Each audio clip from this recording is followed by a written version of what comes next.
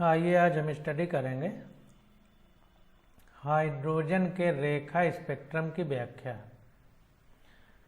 अगर इंग्लिश में देखें तो इसको बोलेंगे explanation of line spectrum of hydrogen. तो बोर के मॉडल का उपयोग करके खंड 2.3.3 में बताए गए हाइड्रोजन परमाणु के रेखा स्पेक्ट्रम की व्याख्या मात्रात्मक रूप में भी की जा सकती है। मात्रात्मक रूप में बोर के अभिग्रहित सेकंड के अनुसार, अभिग्रहित को देखिए इंग्लिश में एजम्पशन बोलेंगे। एजम्पशन मतलब कि एक तरह से उन्होंने जो सोचा। तो बोर के अभिग्रहित सेकंड के अनुसार यानी एजम्पशन सेकंड के अनुसार निम्न से उच्च मुख्य क्वांटम संख्या की कक्षा में गमन करने पर विकिरण ऊर्जा का अवशोषण होता है। तो अभी हमने खुद ही बताया कि निम्न से जब उच्च ऊर्जा में जाएगा तो कोई चीज ऊंचाई में जाएगी तो उसको ऊर्जा लेगी तभी ऊंचे में जा सकती है। तो वही कह रहा है कि निम्न से उच्च मुख्य क्वांटम संख्या की कक्षा में गमन करने पर विकिरण ऊर्जा का अवशोषण करता है। मुख्य क्वांटम संख्या मतलब जैसे n1 से n2 में जाना हो या n3 में जाना हो, जबकि विकिरण ऊर्जा का उत्सर्जन इलेक्ट्रॉन के उच्च से निम्न ऊर्जा की ओर, निम्न कक्षा की ओर इलेक्ट्रॉन का गमन करने पर होता है। अब जब ऊपर से नीचे आएगा तो जो ऊर्जा उसने अवशोषित की है वो निकालेगा तभी नीचे आ पाएगा। दो कक्षाओं के बीच के ऊर्जा के अंतर को इस समीकरण द्वारा दिया जा सकता है। अब दो कक्षाएं हैं, मान लीजिए एक E1 है, EF है, F ये I है, मतलब ये फाइनल है या इनिशियल है, बहुत बारीक लिखा है। ये F है, हाँ EF है, ये फाइनल है या इनिशियल, मतलब ये बाद का ये पहले का। तो डेल्टा E बराबर EF माइनस EI, मतलब बाद की ऊर्जा माइनस पहले की ऊर्जा। अब समीकरण 2.3 और 2.16 को जोड़ने पर, अब समीकरण 2.3 और 2.16 देख रहे हैं तो 2.13 समीकरण देखिए, En बराबर माइनस RH 1/n²। तो इसकी वैल्यू जो है ये मान लो, इसको एक को फाइनल मान लो, एक को इनिशियल। तो ये वैल्यू 2.16 में जब हम लोग रखेंगे 2.16 में, तो माइनस RH/n फाइनल हो जाएगा उसका स्क्वायर, माइनस, अब फिर ये माइनस है तो माइनस RH/n इनिशियल हो जाएगा। ये फाइनल वाली कक्षा में जब गया, बाद वाली में इलेक्ट्रॉन, और जब पहली वाली कक्षा में था तो इसको घटा, उसी प्रकार से E फाइनल E इनिशियल जो 2.13 समीकरण है उससे उठा के यहाँ पे रख दिया गया। पीछे दिया गया है जैसा हमने दिखाया, जहाँ n इनिशियल तथा n फाइनल क्रमशः आरंभिक और अंतिम कक्षा को प्रदर्शित करते हैं। इनिशियल का मतलब प्रारंभिक, फाइनल का मतलब अंतिम। अब डेल्टा E बराबर RH कॉमन हो जाएगा 1/n initial square minus 1/n final square. अब चूंकि ये माइनस आएगा तो माइनस हटा के उसने इधर वाले को इधर कर दिया, तो इधर इनिशियल आ गया, इधर फाइनल आ गया, तो ऋण चिन्ह हट गया। तो अब RH की वैल्यू रख दिया 2.18 × 10⁻⁻18 joule 1/n initial square minus 1/n final square. तो ये हमारा फार्मूला हो जाएगा। अब समीकरण 2.18 का उपयोग करके फोटॉन के अवशोषण तथा उत्सर्जन से संबंधित आवृत्ति न्यू का मूल्यांकन किया जा सकता है।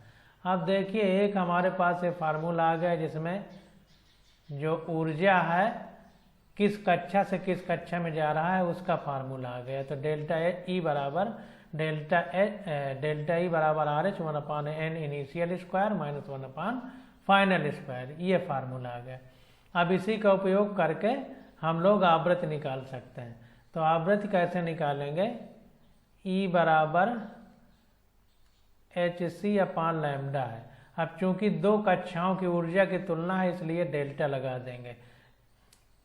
अब अगर हमको hc/λ और एक फार्मूला होता है delta E = h new, new हमारी आवृत्ति है। तो अगर न्यू निकालना हो तो न्यू निकालने के लिए डेल्टा ई अपान एच हो जाएगा। ये न्यू इधर रहेगा तो एच इधर आ जाएगा तो भाग में चला जाएगा। वही न्यू बराबर डेल्टा ई अपान एच रख दिया। अब डेल्टा ई की वैल्यू यहाँ से उठा कर रख दिया यहाँ, तो ये 1/h को अलग कर दिया और R H 1/n initial square minus 1/n final square रख दिया। तो अब आर एच की वैल्यू रख दिया और एच प्लैंक कांस्टेंट है इसकी वैल्यू रख दिया। तो 2.18 इंटू 10⁻19 जूल आर एच की वैल्यू होती है, यहाँ भी देखिए रखा गया। और एच प्लैंक कांस्टेंट का वैल्यू होती है 6.626 इंटू 10⁻34 जूल इंटू सेकेंड। और ये पूरा उसी तरह उठा के रख दिया गया। इसको सॉल्व किया तो आ गया 3.29 इंटू 10⁻15 1/n इनिशियल का स्क्वायर माइनस 1/n फाइनल का स्क्वायर। ये इतना हट जा गई इसकी आवृत्ति का फार्मूला। तो इस प्रकार से अगर हमें आवृत्ति निकालना हो तो हम आवृत्ति भी निकाल सकते हैं।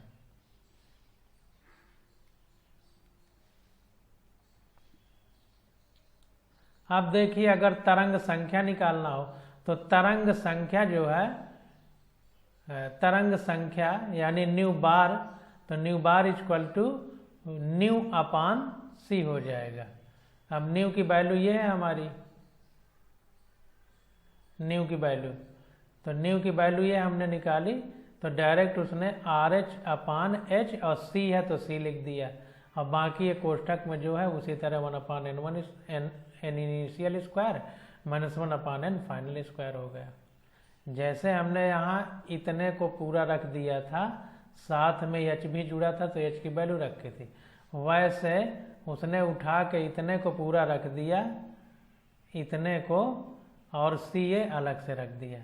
तो सी प्रकाश का वेग है तो आर एच की वैल्यू, ये पूरा इतने की वैल्यू निकल के देखिए ये इतना आ गई है, इसने इतना रख दिया और साथ में ये पूरा उठा के रख दिया और सी भर बचा इसके अलावा।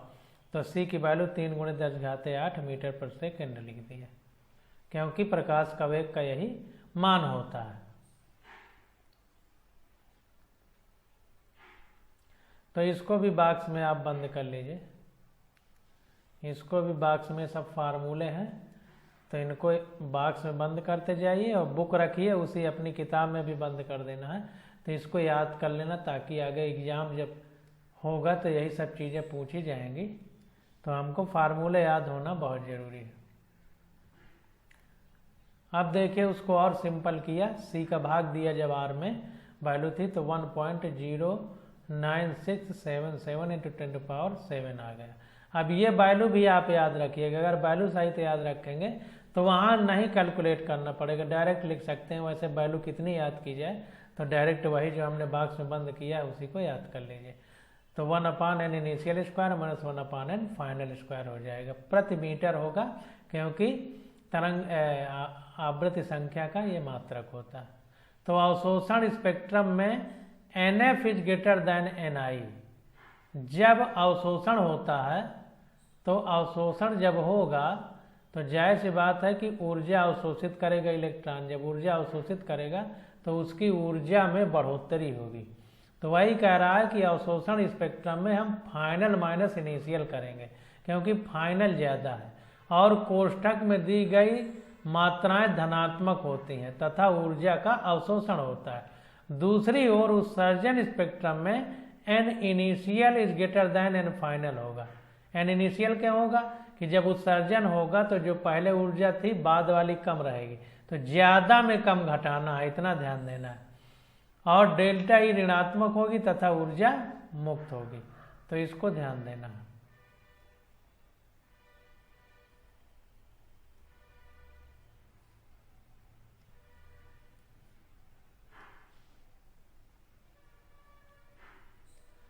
तो इसको एक चीज़ ये यहाँ पे लिख लो अपनी बुक में कि ज़्यादा में कम घटाना है, तो कभी आपको भूलेगा नहीं। यहाँ देखिए NF जब अवशोषण होगा तो फाइनल स्टेज में ऊर्जा ज़्यादा होगी क्योंकि सोखा जा रहा है, तो फाइनल में इनिशियल घटा दिया। यहाँ पे देखिए उत्सर्जन हो रहा है तो जो बाद वाली होगी उसकी कम होगी, क्योंकि ऊर्जा उत्सर्जित हो गई तो बाद में कम हो जाएगी। तो पहले में बाद वाले को घटाया है, तो ज़्यादा में कम को घटाना है, इसको ध्यान रखना है। अब देखिए समीकरण 2.17 रिडबर्ग समीकरण 2.19 के जैसा है। 2.17 देखते हैं, 2.17 ये और ये 2.19, ये 17 और 19 ये देखिए एक जैसे, जैसे रिडबर्ग में था वैसे ही है। तो वही कह रहा है एक ही जैसे है, केवल ये संख्याएं अलग अलग हैं। तो वही कह रहा है कि समीकरण 2.17 रिडबर्ग समीकरण 2.9 के जैसा है। 2.9 17 और 2.9 अभी हमने जो देखा था देख लेते हैं फिर से।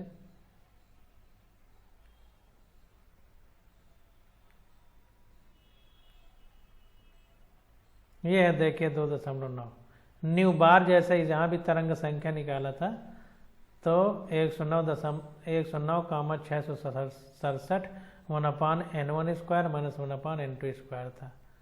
और 16 देख लेते हैं।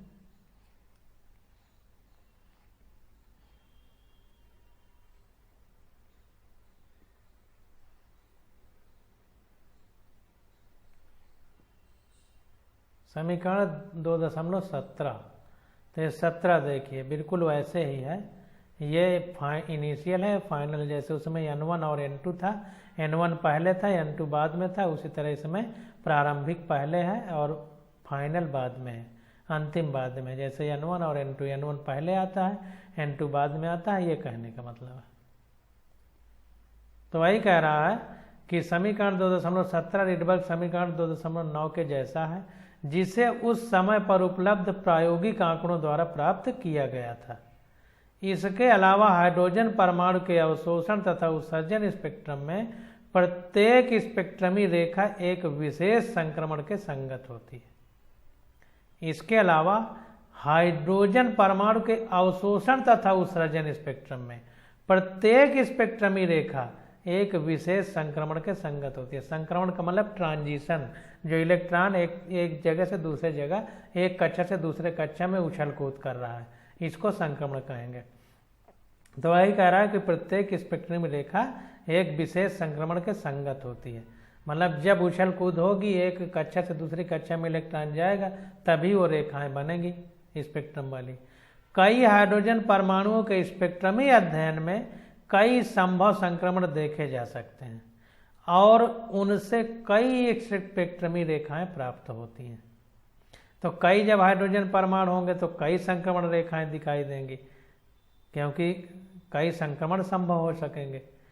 किसी स्पेक्ट्रमी रेखा की तीव्रता इस बात पर निर्भर करती है कि एक समान तरंगदैर्ध्य या आवृत्ति वाले कितने फोटान अवशोषित या उत्सर्जित होते हैं।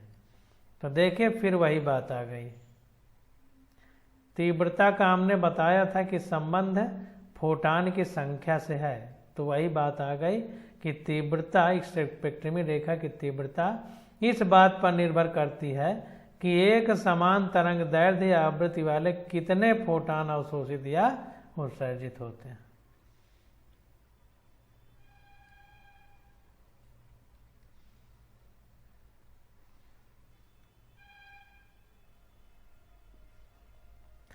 उदाहरण 2.10। अब उदाहरण देखते हैं। कह रहा है हाइड्रोजन परमाणु में n=5 अवस्था से n=2 अवस्था वाले संक्रमण के दौरान उत्सर्जित फोटान की आवृत्ति और तरंगदैर्ध्य क्या होगी। तो उत्सर्जित फोटान की n=5 से 2 में आ रहा है, 5 से 2 में, इसका मतलब क्या है, 5वीं कक्षा से दूसरी कक्षा में आ रहा है, मतलब कि ज्यादा ऊर्जा से कम ऊर्जा में आ रहा है। जो कक्षा दूर होगी उसकी ऊर्जा ज्यादा होगी, इसलिए क्योंकि वो न्यूक्लियस के आकर्षण से अगर दूर जा पाया है तो ज्यादा ऊर्जा थी, तभी खिंचाव से दूर जा पाया। तो इसीलिए 5वीं कक्षा की ऊर्जा ज्यादा होगी, दूसरे की कम होगी। तो देखिए, क्योंकि n इनिशियल = 5 और n फाइनल = 2, चूंकि 5 से 2 में जा रहा है, ध्यान दीजिए 5 से 2 में जा रहा है, इसलिए अब यहाँ पर 5 को इनिशियल जो पहले होगा जहाँ से जहाँ जाएगा, 5 पहले है, अब वो 2 में जा रहा है, तो 5 को हम प्रारंभिक मानेंगे, 2 को अंतिम मानेंगे। तो NI मतलब इनिशियल मतलब प्रारंभिक 5 मान लिया और NF मतलब फाइनल 2 मान लिया। अतः इस संक्रमण से बामर श्रेणी में एक स्पेक्ट्रम रेखा प्राप्त होती है। अब देखिए लाइमन बामर पार्सन ब्रैकेट फंड ये थे, हमने बताया था ये 1 में है, ये 2 में है, ये 3 में है, ये 4 में, ये 5 में। ये अल्ट्रावायलेट थी, ये दृश्य प्रकाश में थी, ये इंफ्रारेड में थी, ये भी इंफ्रारेड में थी, ये भी इंफ्रारेड। हमें याद हो गया, तुम्हें पता नहीं याद हुआ कि नहीं। तो B2 फाइनल दूसरे में आ रहा है, फाइनल दूसरे में, दूसरे पे कौन आ रहा है, ये B मतलब बामर। तो यहाँ देखिए बामर श्रेणी वाई लिख दिया है, पीछे पढ़ भी चुके हैं।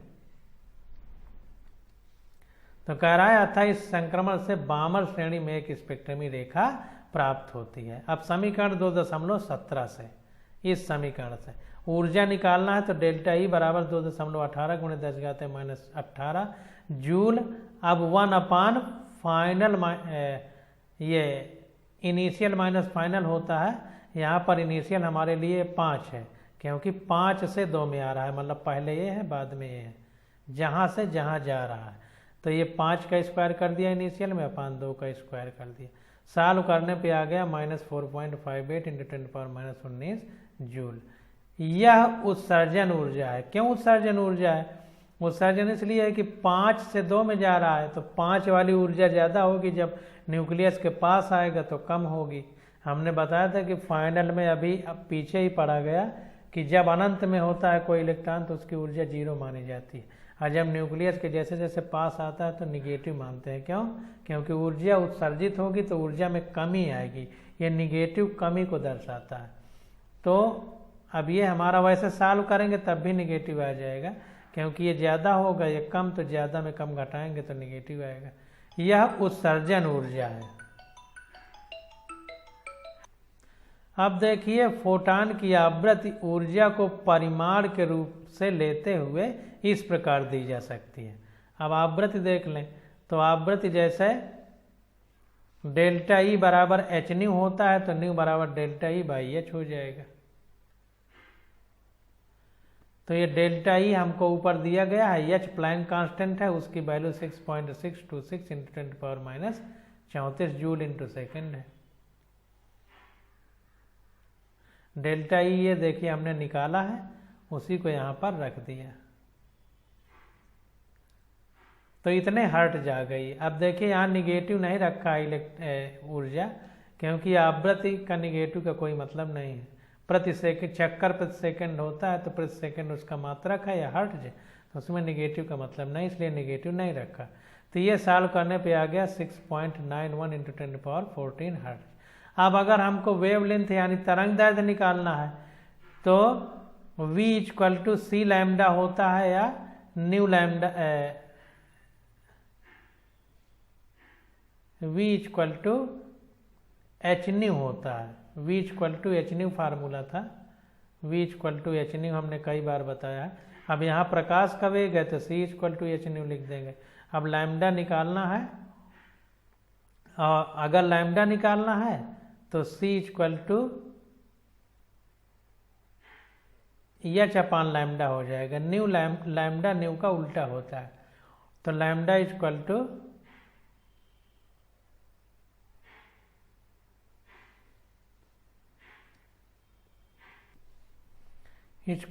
ये h अपान C हो जाएगा, h अपान C हो जाएगा, h अपान C हो जाएगा। और न्यू = अगर निकालें तो C अपान H हो जाएगा, न्यू = C अपान H हो जाएगा। तो अगर हम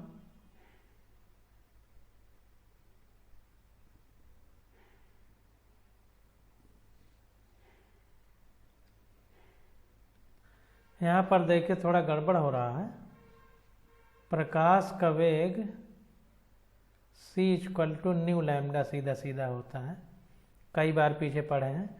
तो lambda equal to C upon nu हो जाएगा सीधा सीधा, ये lambda equal to C upon nu. तो इस फार्मूले को बॉक्स में बंद कर लीजिए। C equal to nu lambda होता है प्रकाश का वेग, C equal to nu lambda. तो lambda equal to C upon nu हो जाएगा। सब फार्मूले हैं, इनको बॉक्स में बंद कर लीजिए। फार्मूले में कोई डिस्कस का मतलब नहीं है, क्योंकि उसे अंत में याद ही करना है।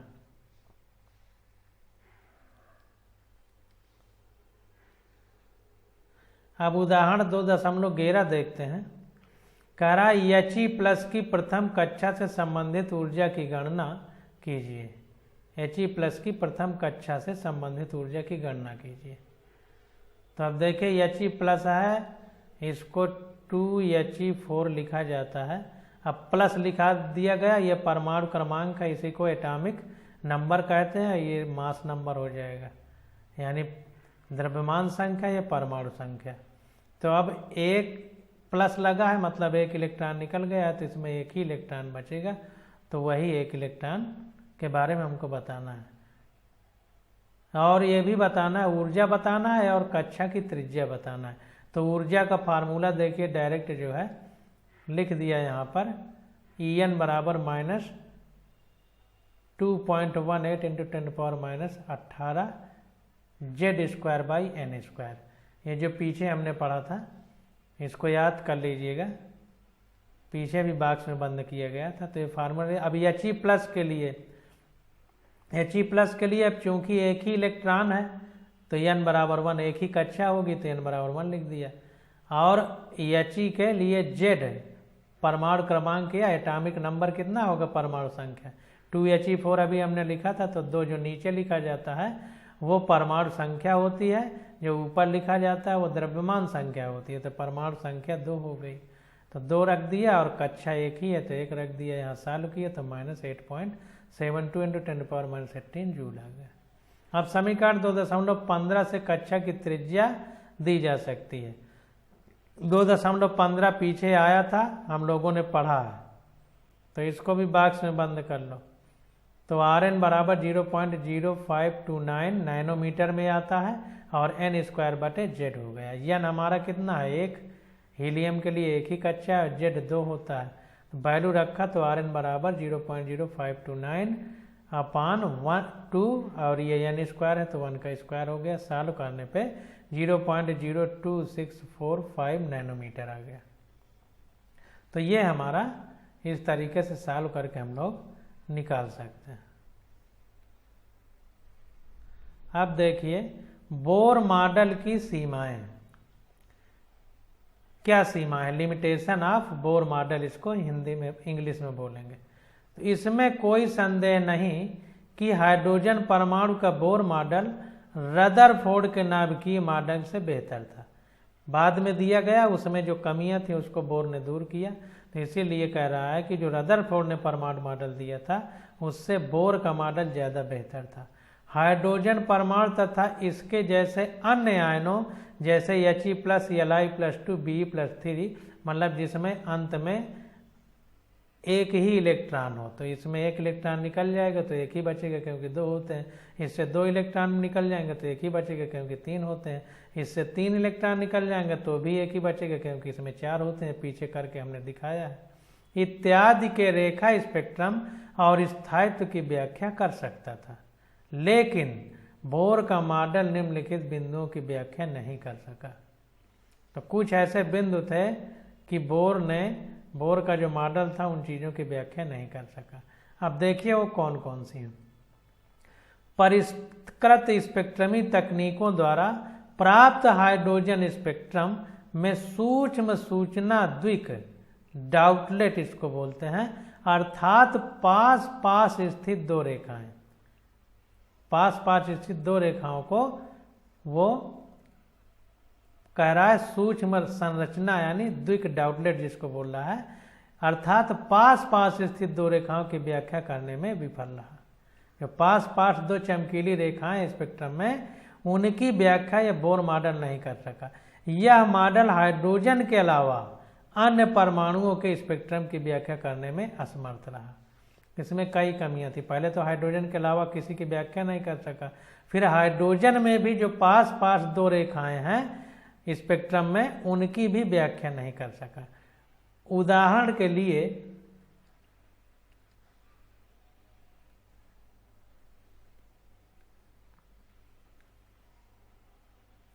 हीलियम परमाणु जिसमें केवल 2 इलेक्ट्रॉन हैं, बोर का सिद्धांत चुंबकीय क्षेत्र में स्पेक्ट्रमी रेखाओं के विपाटन यानी जीमैन प्रभाव या विद्युत क्षेत्र की उपस्थिति में स्पेक्ट्रमी रेखाओं के विपाटन यानी स्टार्क प्रभाव को स्पष्ट करने में भी विफल रहा। तो इस बात को ध्यान दीजिए कि चुंबकीय क्षेत्र में स्पेक्ट्रमी रेखाएं जब देखी जाएंगी तो उसको जीमैन प्रभाव कहेंगे, और जब विद्युत क्षेत्र में देखी जाएंगे तो उसको स्टार्क प्रभाव कहेंगे, स्टार्क इफेक्ट। तो इसकी भी सफल व्याख्या नहीं कर सका।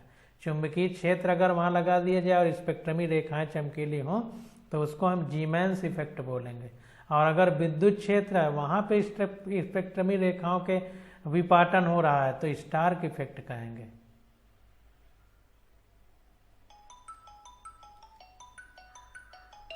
यहाँ पर देखिए विपाटन को स्प्लिटिंग लिखा है। स्प्लिटिंग का मतलब टूटना हिंदी में होता है। तो वही जो टूटी हुई रेखाएं मतलब बीच बीच में जो गैप है उसके लिए विपाटन शब्द यूज किया है।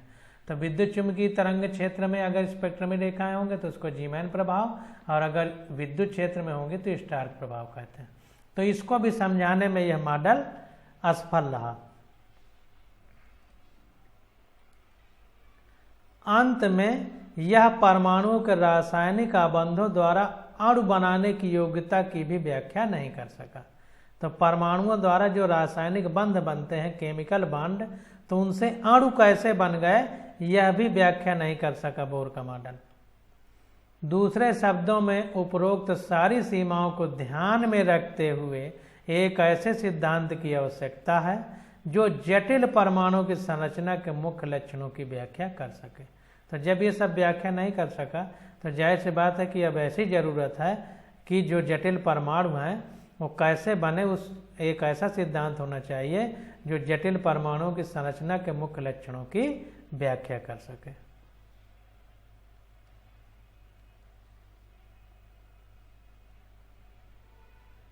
अब देखिए परमाणुओं के क्वांटम यांत्रिकी मॉडल की ओर, यानी जो परमाणु है उनके क्वांटम यांत्रिकी यानी क्वांटम मैकेनिकल मॉडल क्या था। तो यहाँ पर देखते हैं towards quantum mechanical model of the atom.